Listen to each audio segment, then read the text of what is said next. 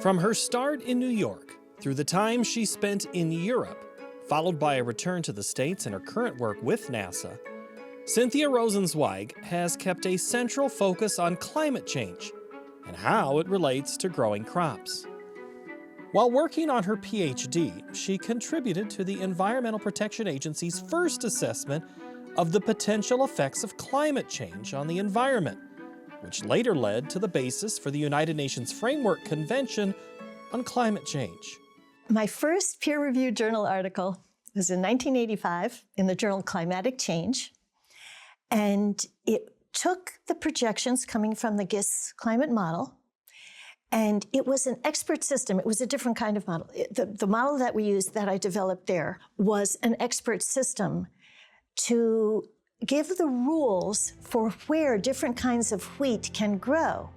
Rosenzweig's research was the basis for the United Nations 2015 Paris Agreement, a legally binding international treaty on climate change.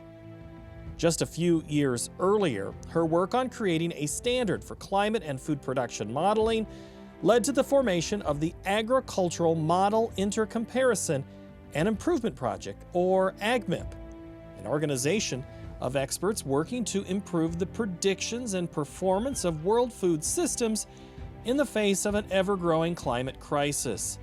AgMIP's detailed models and data guide policymakers and stakeholders to implement farmer-focused strategies that improve global food systems amid the impacts of climate change. Now we're all working together so that we can nail uncertainties, we can understand the processes, we can improve the models, and thus improve the projections, so we can develop adaptation strategies for all the different regions of the world. 20 low and middle income countries are already carrying out many of AgMIP's initiatives with the help of the organization's more than 200 policymakers and practitioners.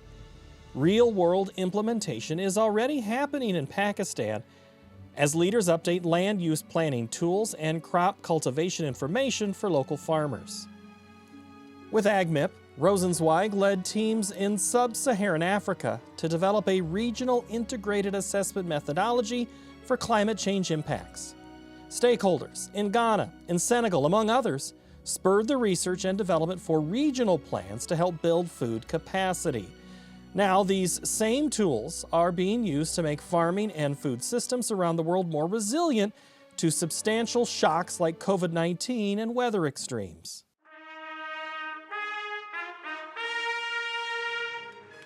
For her work in this field, Rosenzweig was awarded the 2022 World Food Prize at the Laureate ceremony, which took place last October inside the Iowa State Capitol in Des Moines.